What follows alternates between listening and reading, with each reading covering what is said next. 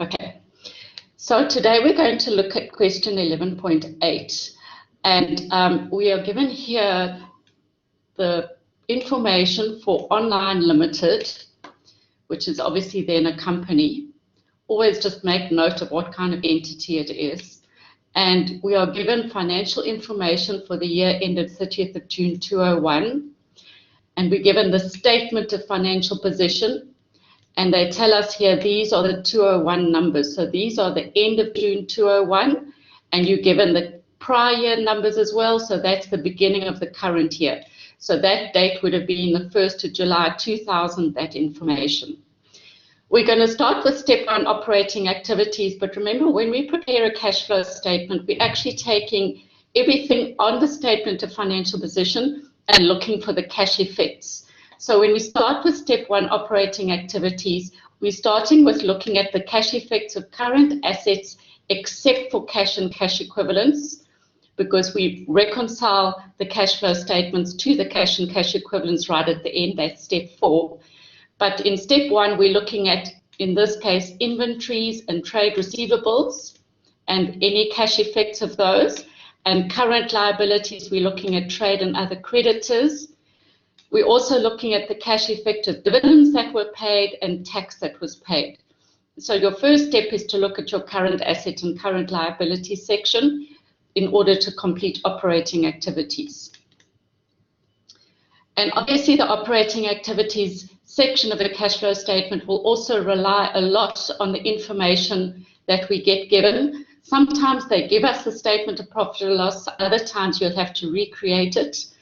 But remember, the statement of profit and loss is not a cash flow statement. It's prepared on an accrual basis.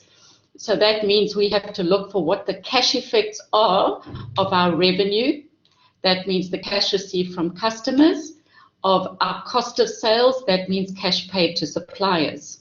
In this question, we're going to have to look at the cash effect of other income as well. We expect things like interest and dividends received to be in there. We're going to have to look at the cash effect of other expenses.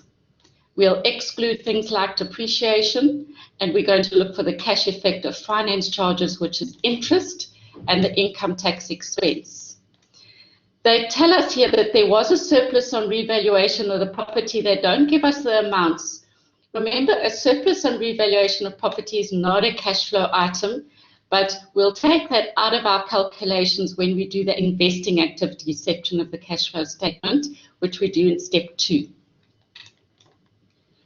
Then the additional information they give us, so property, plant and equipment we'll look at in step 2, but one of the items we do need to consider when we're doing the operating activities section is what is the amount of depreciation, because depreciation is going to be excluded from our cash flow items. So we're probably going to need to work it out so that we can work out what are the actual cash amounts of expenses. Inventories is one of the items in the current assets that we'll have to consider when we calculate cash from operating activities. They tell us in this question that inventories is made up of 2 things.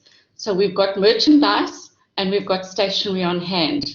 So we need to be careful when we do this, because merchandise is going to affect our cost of sales number, whereas the stationery is going to affect what happens in other expenses. Because when we use stationery, it's going to be debited to the stationery expense account, which is other expenses. And merchandise, obviously, that's inventory that we're purchasing to sell, that will go down as part of cost of sales. The rest of the notes here we'll look at when we do the investing and financing activities section of the cash flow statement.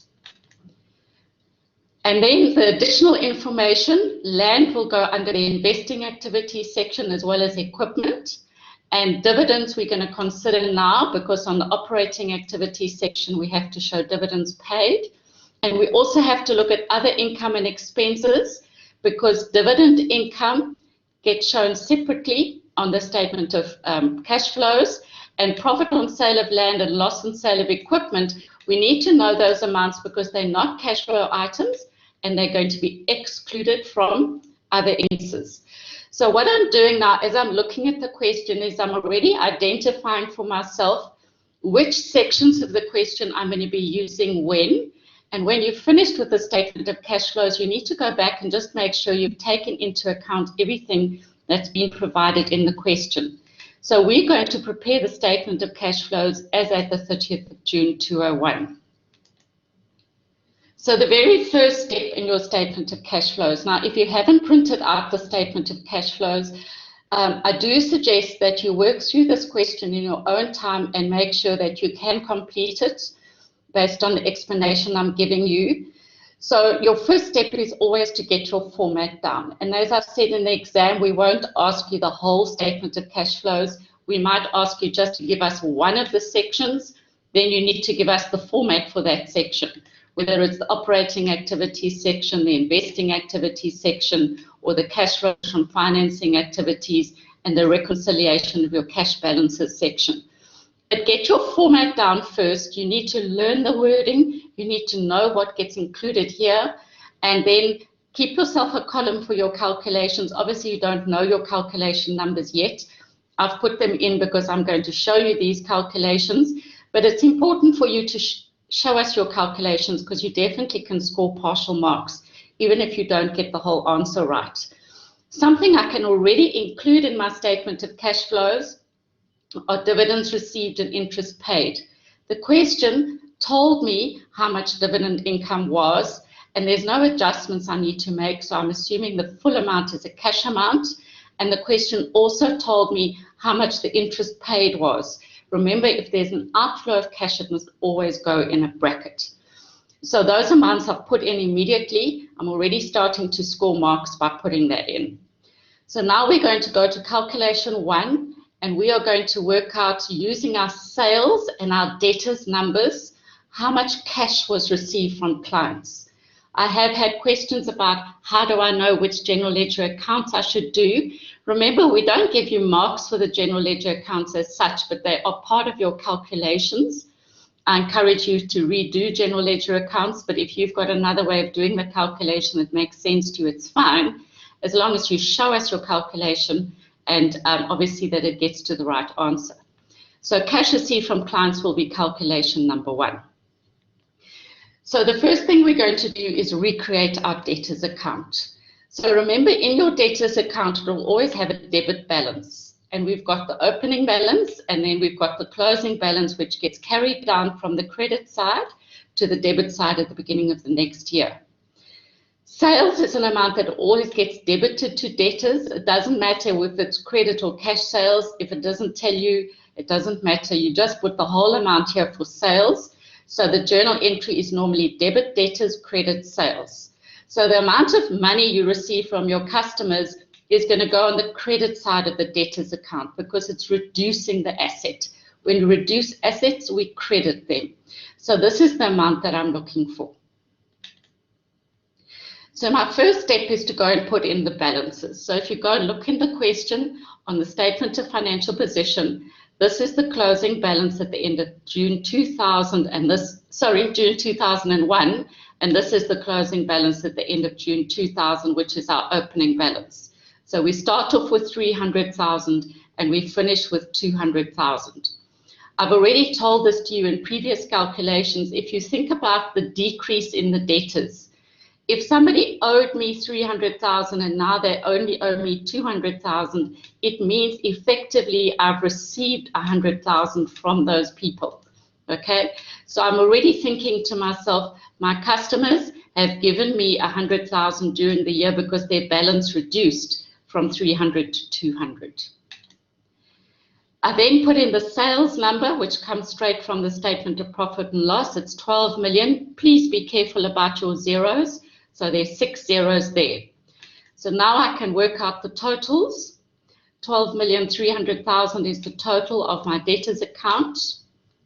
And then if I subtract my closing balance, it means the bank balance is 12.1 million. That's the amount of money I received from customers.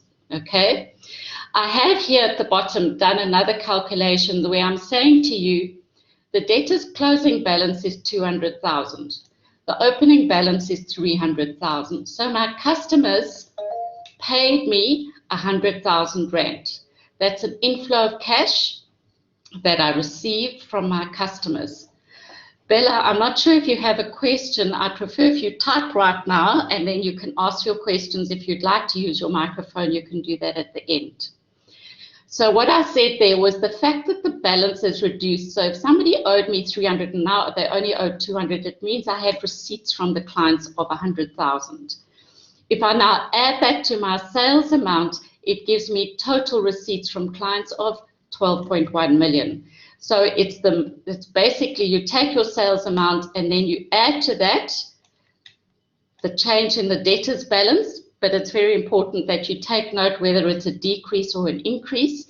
In this case, because the debtors balance went down, that means they paid me money and I will add it, and that will be added to my inflow of cash. If the debtors balance was the other way around and it actually increased, it means I gave them more credit and they owe me more money, and then that would get subtracted from my sales amount, okay? This is just an alternative way of getting to the amount of receipts from clients. You need to do the calculation in the way that makes sense to you. Doing the ledger account is sometimes, I think, the easiest in terms of just putting in the numbers that you know and working out the amount that you need. So the cash receipts from clients are 12.1 million. So I can now go and put that into my statement of cash flows from calculation 1. I have cash received from clients of 12.1 million. Okay, I want to stop there for a moment. Does anyone have questions about that? If you'd like to put your mic up or you'd like to ask a question, I've given you just a few seconds.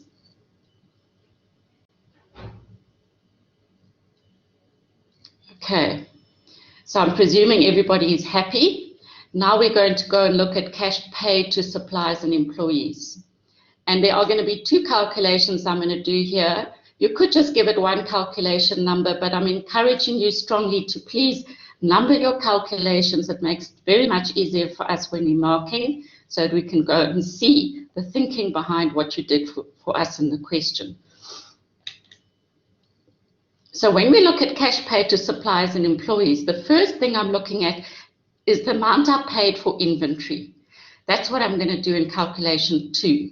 In calculation 3, I'm going to be looking at the amount I paid for other expenses. So when I work with the amount that I paid for inventory, I normally need to use both my inventory and my creditors account, because what they normally do is give me the opening and closing balance of inventory and the opening and closing balance of creditors. So remember, creditors are liability. They have a credit balance. Inventory is an asset. It has a debit balance. The other number they normally give me is the cost of sales number, because that comes from the SPL. So what happens is that you then will need to balance your inventory account to then work out how much inventory did I buy from creditors during the year. So this amount here becomes your balancing number, where you debit inventory and you credit creditors. So that means in your creditors account, you'll have your opening and your closing balance, and you'll have the amount for inventory that you purchased on credit. Then in your creditors account on the debit side will be the payments that were made to our suppliers. So this then will become your final balancing amount, which is the amount we're looking for. So when we pay suppliers, we credit bank and debit creditors. Okay, so you see we had to work out the creditors amount from inventory account first to put it into the creditors account and then work out the bank amount. So let's put those numbers in. So the first thing we put in are our opening and our closing balances. And in creditors, the opening balance is on the credit side. Okay, somebody has their microphone on. Please just remember to turn your microphone off, because otherwise we can all hear you. Okay, so we first put in the balances, and just make sure you put the correct balances in. They come from the statement of financial position. Then the next number we put in is the cost of sales number. So remember, the entry here is we're going to debit cost of sales, that's an expense, and credit inventory. So that means we take the amount out of inventory and we debit cost of sales. So then in our inventory account, we can total this credit side, 9,170,000, and then we're going to subtract the opening balance of 264,000. That means the amount that we purchased on credit for the year is 8,906,000. So I got this amount by taking 264,000 away from 9,170. So that 8,906 is going to go down here. So that's the credit side of my entry, credit, creditors, debit, inventory, because I've purchased the inventory. So now you can see in my creditors account, I just need to balance it. So I add up the credit side because it's the biggest side. Do I have the incorrect balance? I'll tell you what, for the inventory, the question you've just asked, please go and look at note 3, and you will see there, that's a good question you're asking. Everyone, please take note. Inventory is made up of inventories and stationery.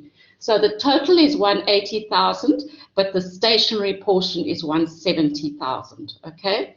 So you need to go and look at note number 3 of the information, and we'll work with the stationery amount later on.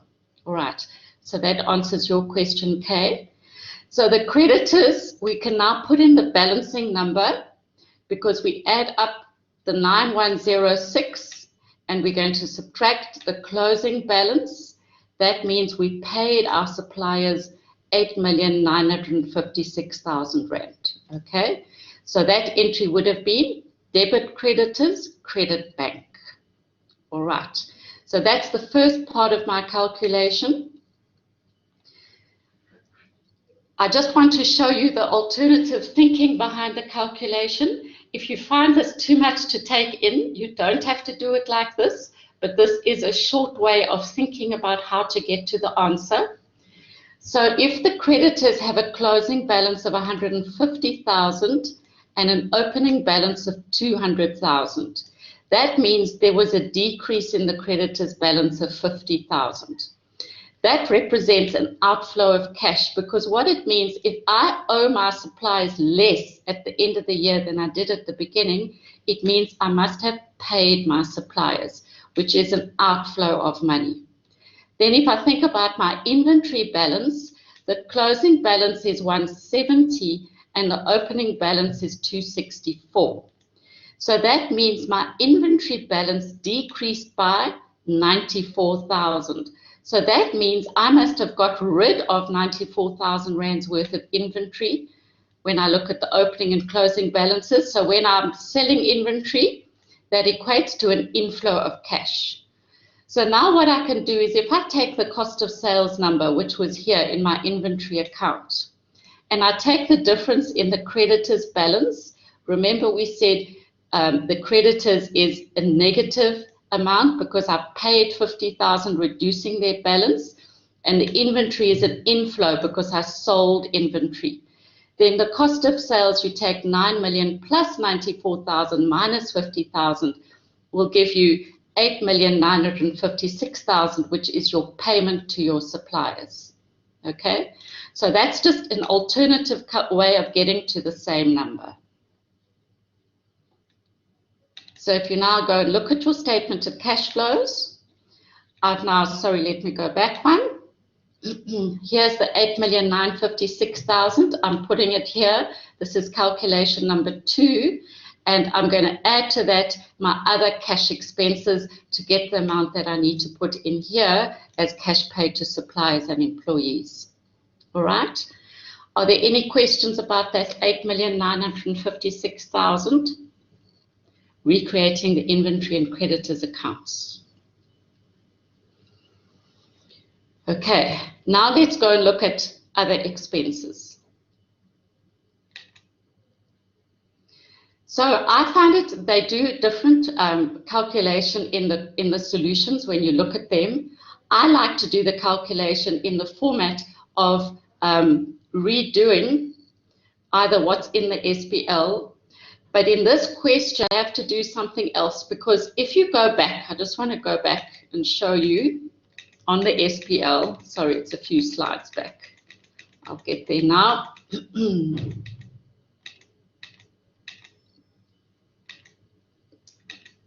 Okay, here we go. So if you go back and look at the SPL, the cost of sales, we've already accounted for how much was cash when we worked with our inventory and our creditors account. The income tax expense I'm going to do separately.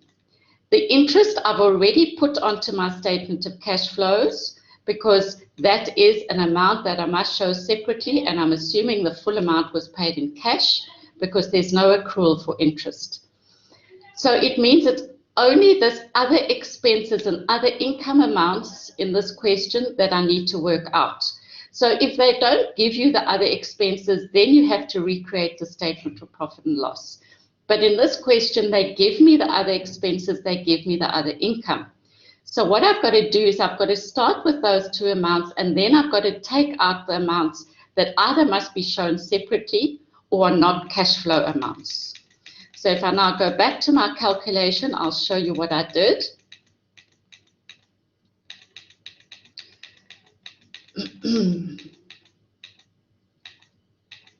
Okay. So in the question, they tell us that other expenses per the SPL, I just showed that to you, is 1,710,000. And other income per the SPL is 85,000.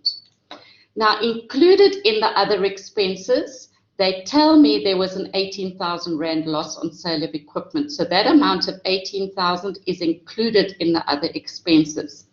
I don't know how much depreciation is. Remember, that was a question mark. I have to work that out so that I can find out what these cash expenses were. If I now look at my other income, in the question they tell me there was a 40,000 Rand profit on sale of land and a 25,000 Rand dividend income.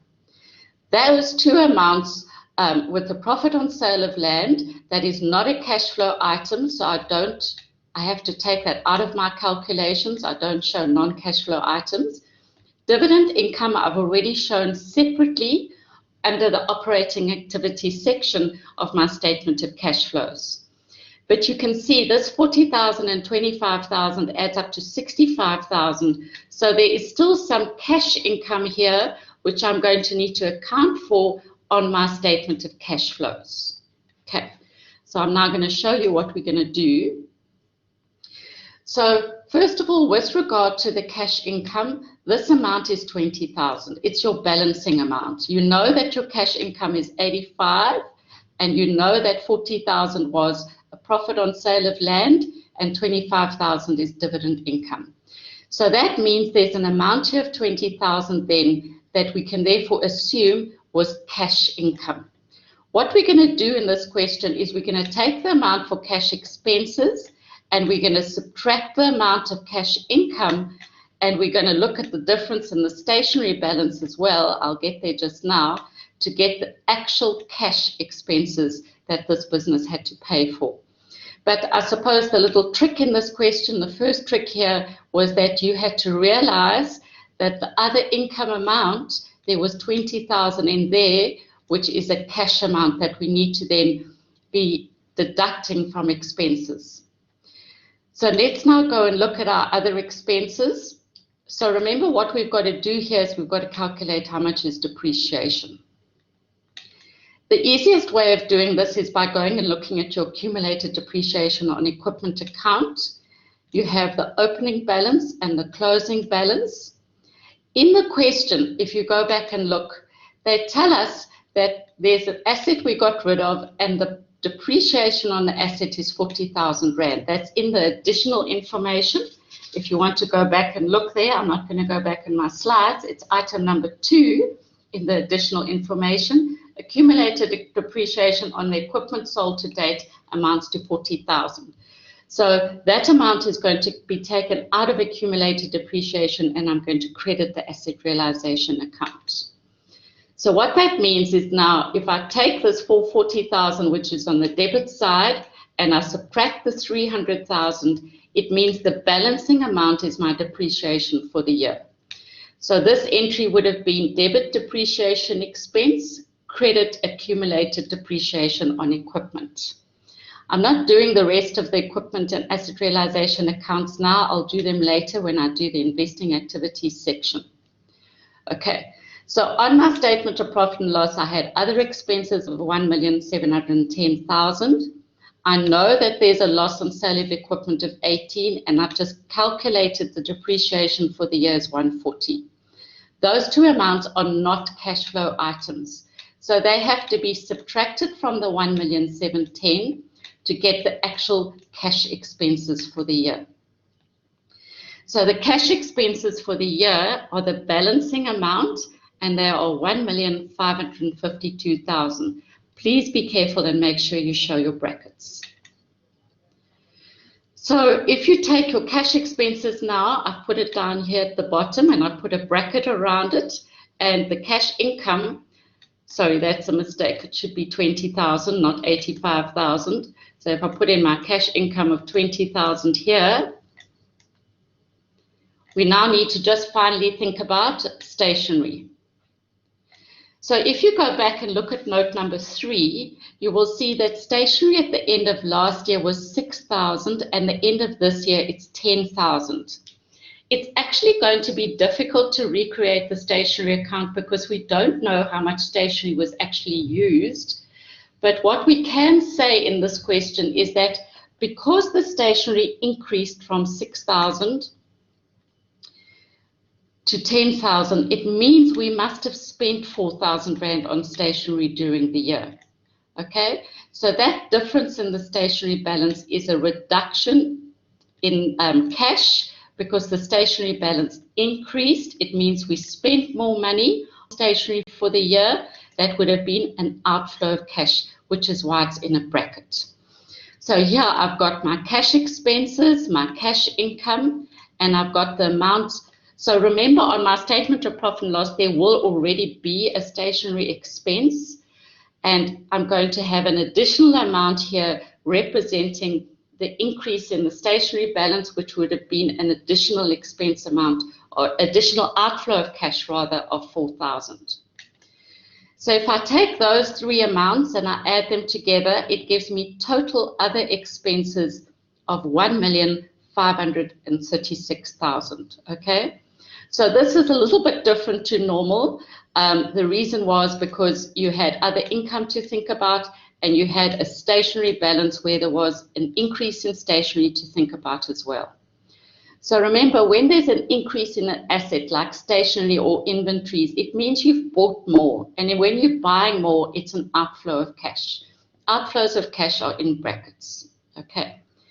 So the 1,536,000 is now going to be added together to the cash paid to suppliers for inventory.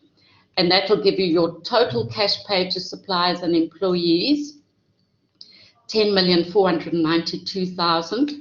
So if I take the 12.1 million and I subtract the cash payments, it gives me cash generated from operations of 1,608,000. Okay, and remember the dividends and interest received we put in right at the beginning because we were given that information. So now I have to go and look at tax paid and dividends paid, and what's going to happen here is I'm going to have to recreate the taxation payable and the dividends payable accounts.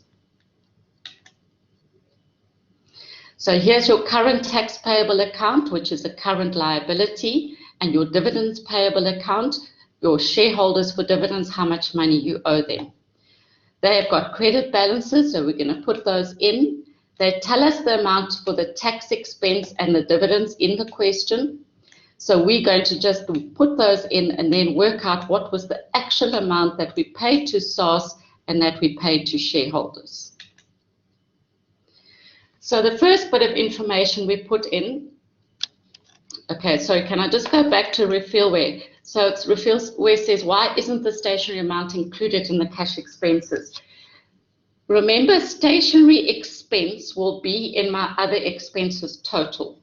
So if I just go back there for a minute, the other expenses they told me, they gave me an amount on the statement of profit or loss of 1,710,000. Okay, so stationery expense would be in there. Not all businesses do this, but in this business, they had stationary inventory that they're taking account of. And that inventory increased from 6,000 to 10,000.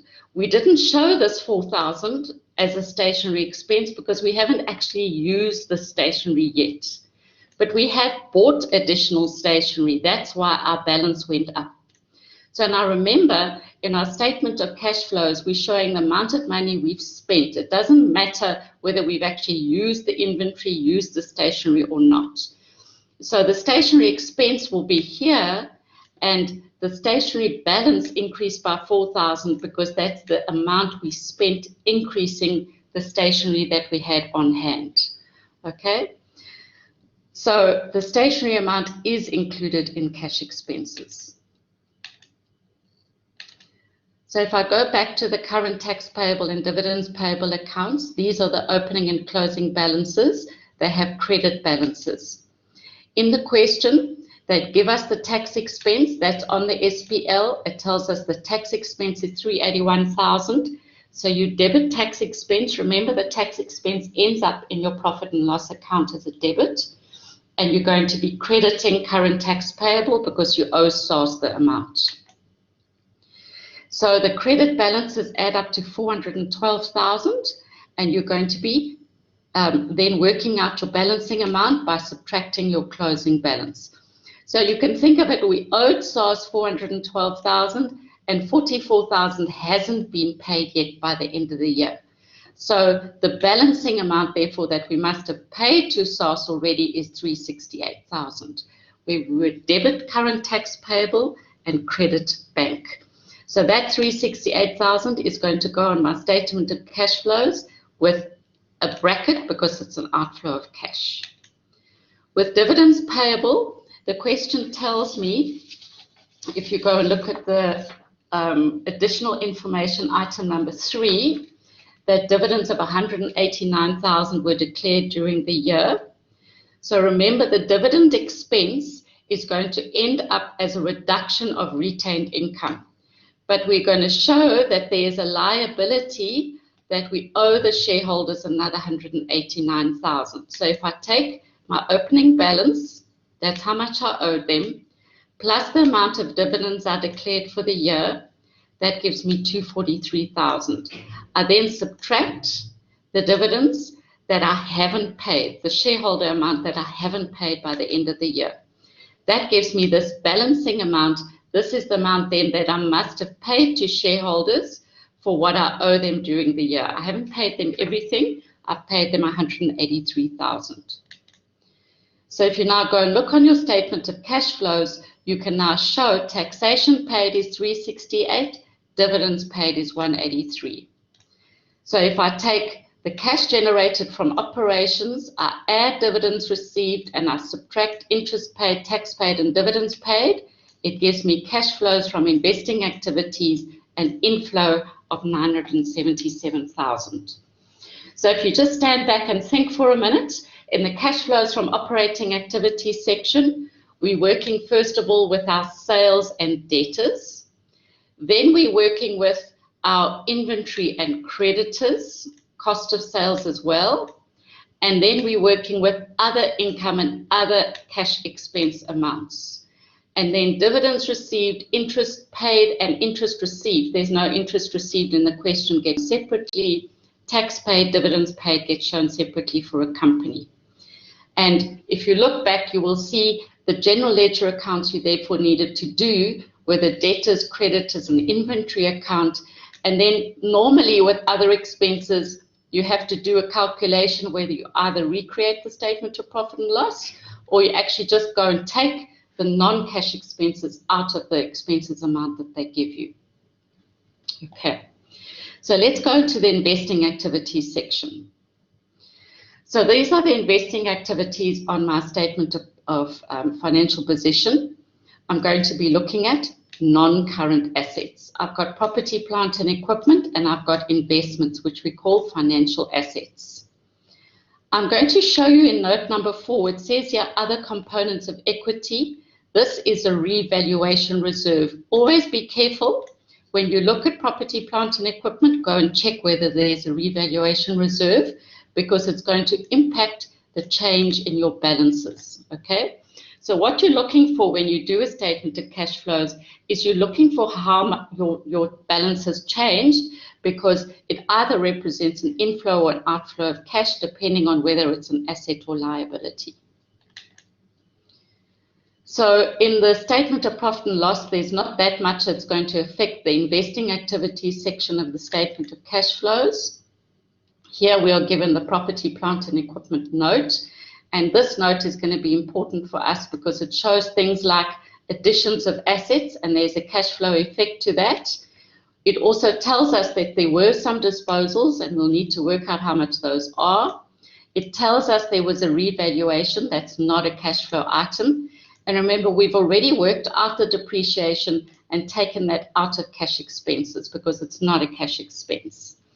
Here we can see there is a revaluation reserve. They've called it other components of equity on the face of the statement of financial position. So the revaluation reserve increased. That means we must have increased land during the year.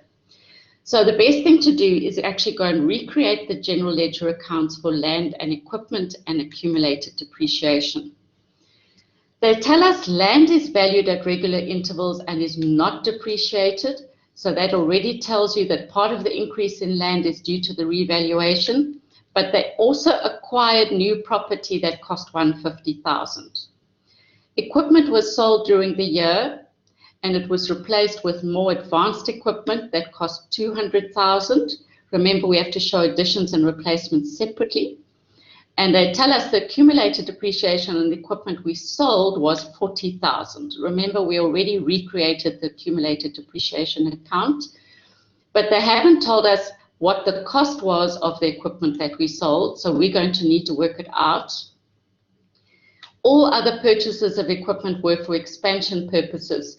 So besides this replacement equipment of $200,000, we need to look for other equipment purchases that were bought for expansion purposes.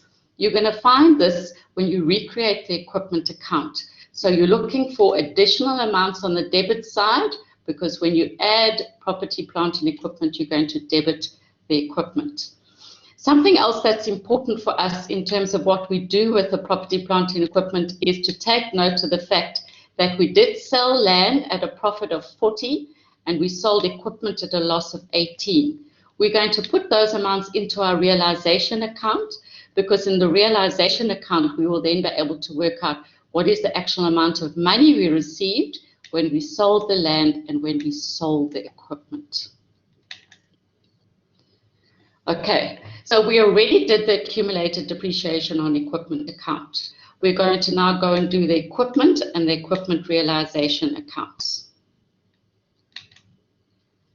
So in the equipment account, I'm going to start off by putting my opening balance and my closing balance of equipment. This is at cost.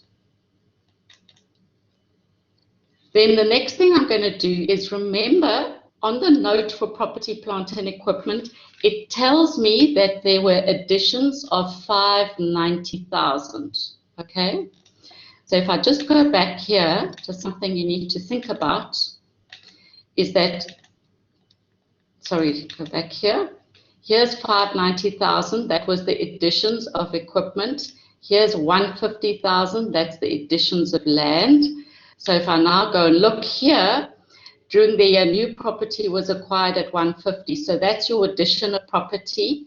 Equipment, they told me $590,000. Here they're talking about $200,000 being for replacement, which means the other $390,000. $590,000 minus $200,000 means $390,000 would have been for expansion purposes. Okay. So the $590,000 was given to us in the note for property, plant and equipment. But in that $590,000 is $200,000, which is for replacement purposes, and $390,000, which was then for additional equipment or expansion purposes. Okay, so we need to know that when we prepare the investing activities section of the statement of cash flows. So I can now work out the balance on my equipment account. Remember, they didn't tell us how much the asset that we got rid of cost. That amount was not given. They told us the depreciation on the asset we got rid of was $40,000, but they didn't give us the cost amount. So what we can do now is if we take the opening balance plus our additions and we subtract the closing balance of the cost of equipment, it gives us an amount of 100,000. So that 100,000 is the cost of the equipment that we sold.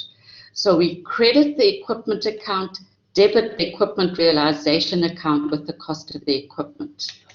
So if we now go and put the cost, we've taken it out of the equipment account, we debit equipment realization, and the accumulated depreciation we took out of the accumulated depreciation account, and we credited equipment realization.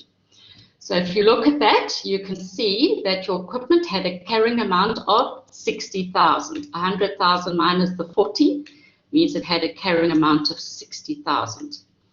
The other bit of information they told us was that we made a loss of 18,000 on our equipment.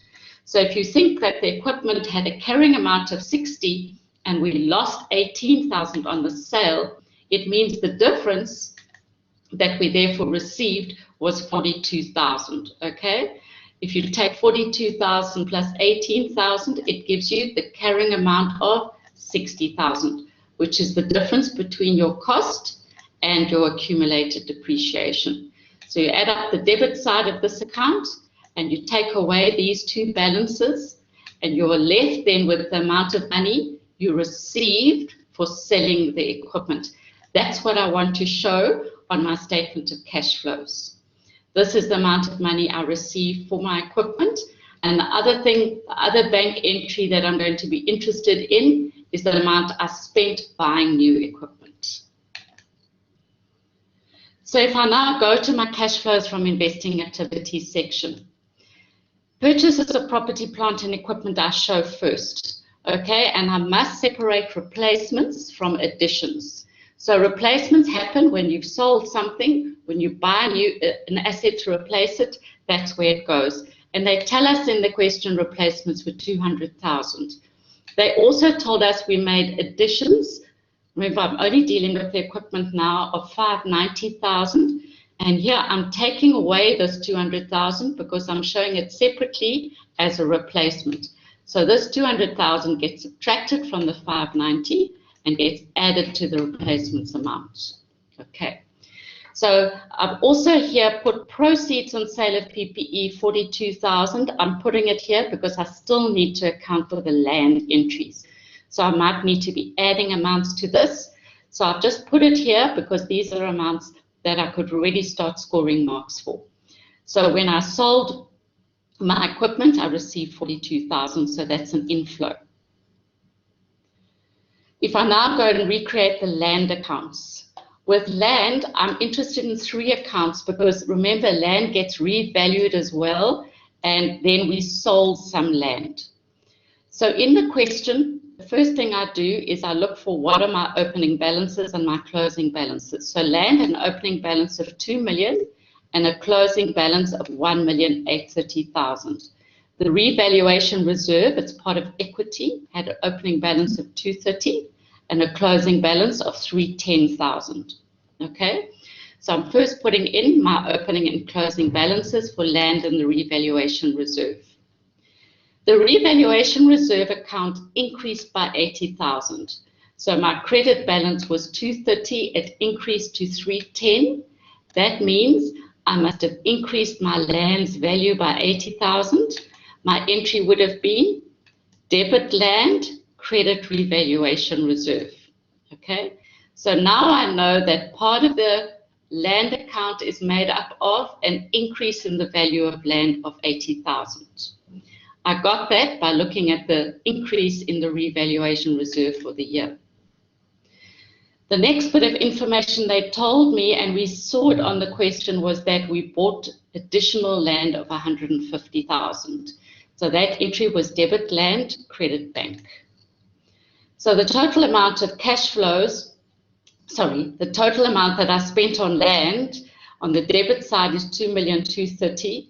If I then subtract the balance here on the credit side of 1,830,000, it means the difference is that I got rid of 400,000 rands worth of land. Okay, so to make my credit side balance to the debit side, I have to put 400,000 in there, which represents land that I got rid of. So my entry would be credit land, debit the land realization account.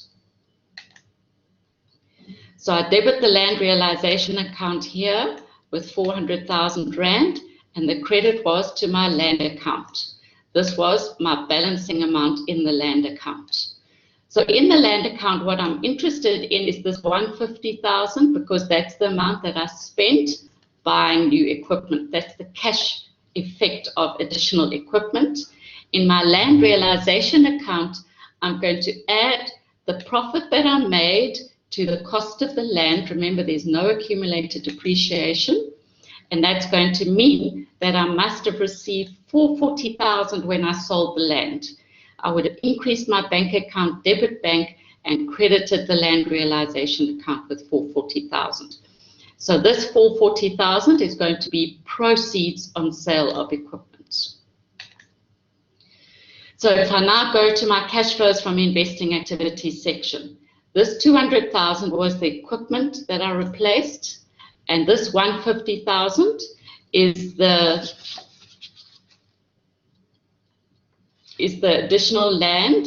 And in the question, it said that that 150,000 was acquired, and the reason I'm showing it here, sorry, I can't remember what I said to you earlier, but the reason it's shown here as a replacement is because you got rid of some land.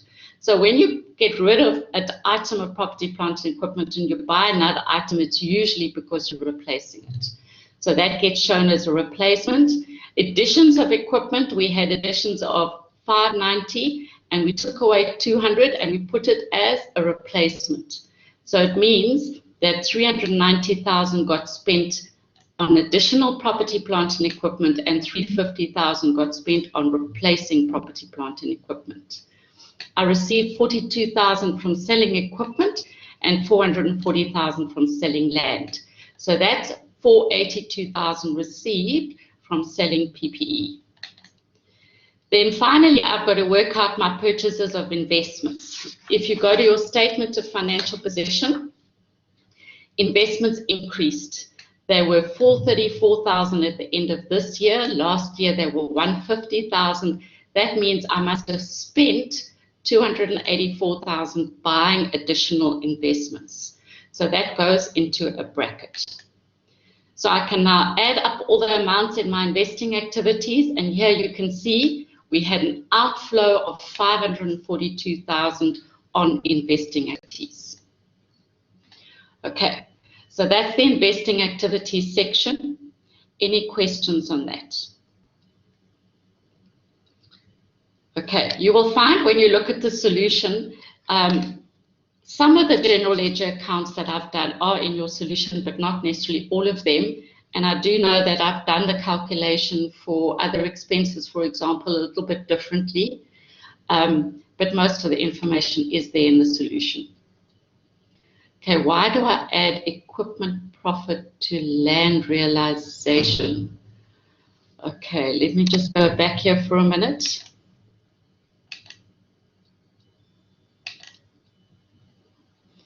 Okay, so it's probably, sorry, quite right. I shouldn't say profit on sale of equipment. It should say profit on sale of land. Thank you for picking that up. That was a mistake on my part. In the question, I'm glad you're watching so carefully. In the question, it tells us the profit on sale of land is 40,000. It's a mistake. It shouldn't be equipment. It should say land. So that journal entry is you would debit your land realization account and you'd credit profit on sale of land. Thanks for picking that up, Kay. Okay. So now let's go on and look at the financing activities section. So you'll realize now we've looked at the changes in non-current assets. We've looked at the changes in current assets except for the change in cash. In the equity and liability section, we've looked at the change in current liabilities except for this bank overdraft amount here, which we'll reconcile at the end.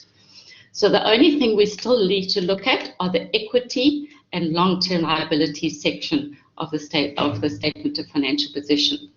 So under equity, they've got share capital, and we see an increase there. Increase means we received more money from shareholders.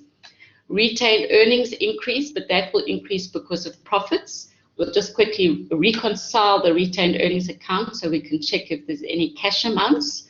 There's other components of equity we've already done because that was the revaluation amount. There's no cash flow effect there because all that happened is that that went to increase the value of the land. And then the long-term loans decreased. So that means we must have spent money repaying the people that we had borrowed money from. So we're going to go and look at each of these items now. The additional information, the question requires us to just think about all of the changes in the equity section. If I just quickly show you in the retained earnings, the opening balance is 189, the closing balance is 889, okay?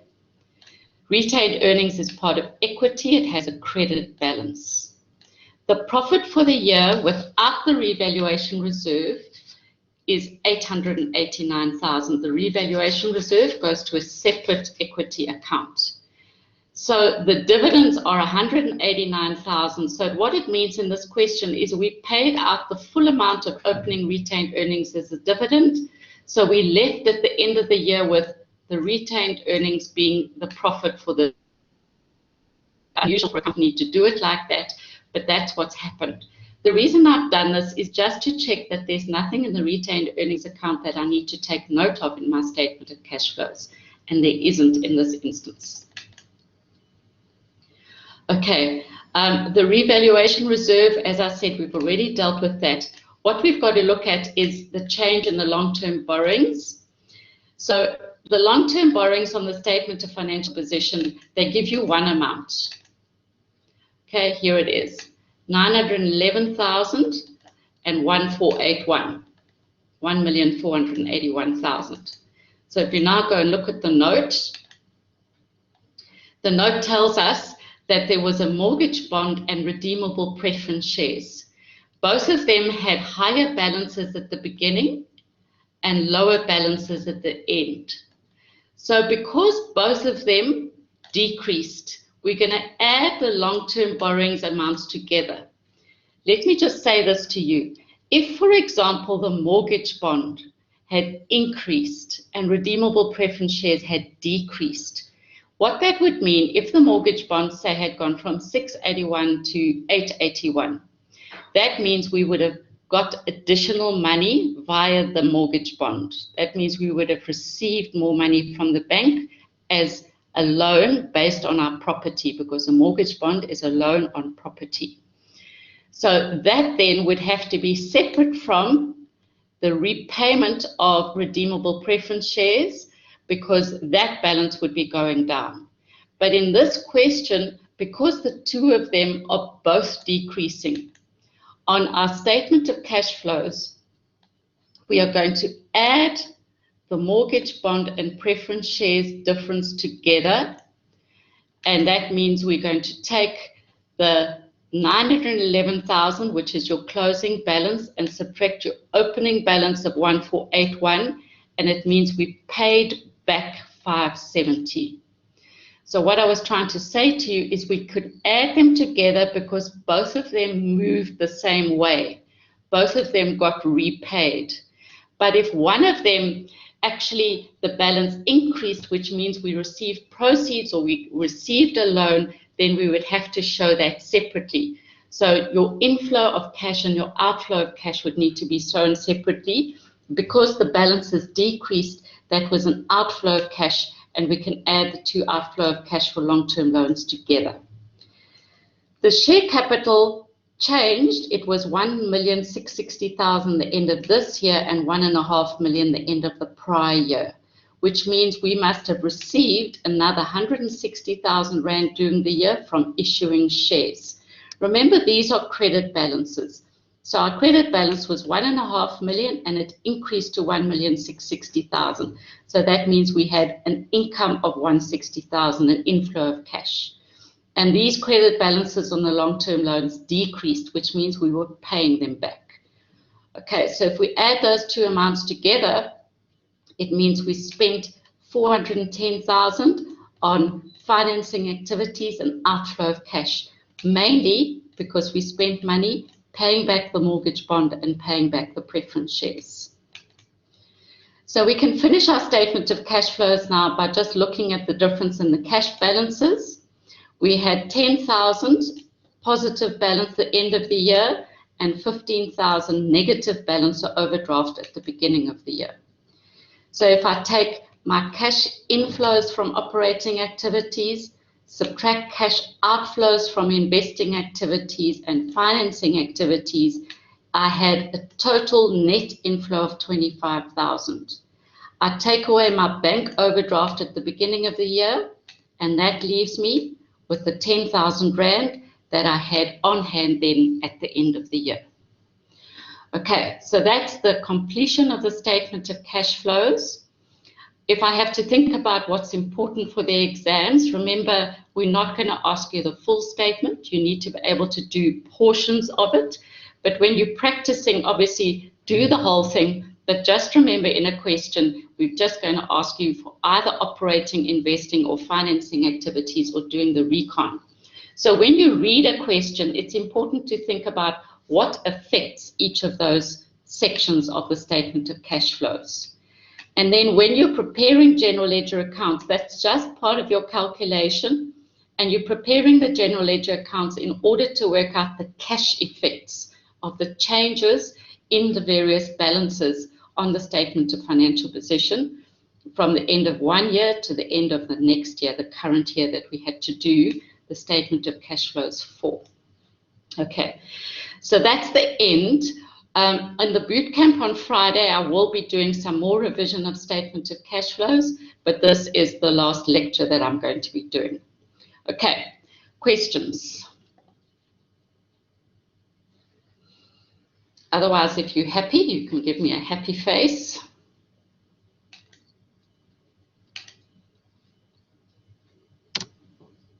But please don't be scared to ask questions if you want to.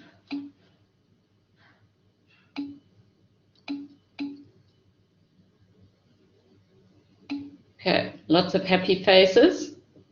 So we're done. I will let you know when the recording is ready. It just does take a little while. Guys, if you want me to explain something in particular in Friday at the boot camp, please come with those questions. If you can tell me in advance of something you want me to discuss as well, that'll be great. Bella just asked, should we show general ledger accounts in full for the exam? So remember that general ledger accounts are just for calculation purposes. So you don't have to show the dates, for example. What you do need to do, though, in your general ledger accounts, because we will go and look at them, if the amount that you've given us on the face of the cash flow is wrong. So let's say this amount you've given me for tax paid is wrong. I will go and look at your calculation number 5. And I expect to see there a SARS current tax payable account.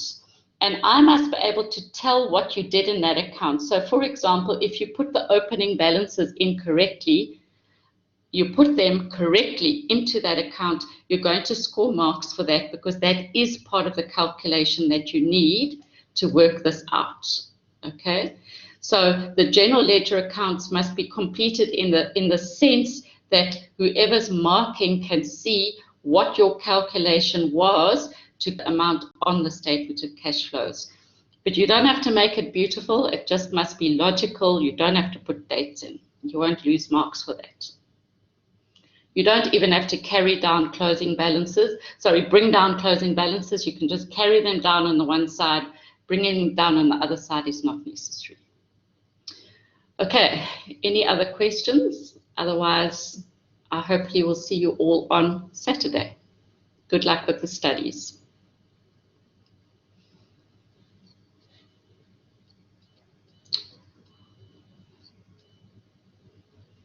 Okay, I'm going to stop the recording.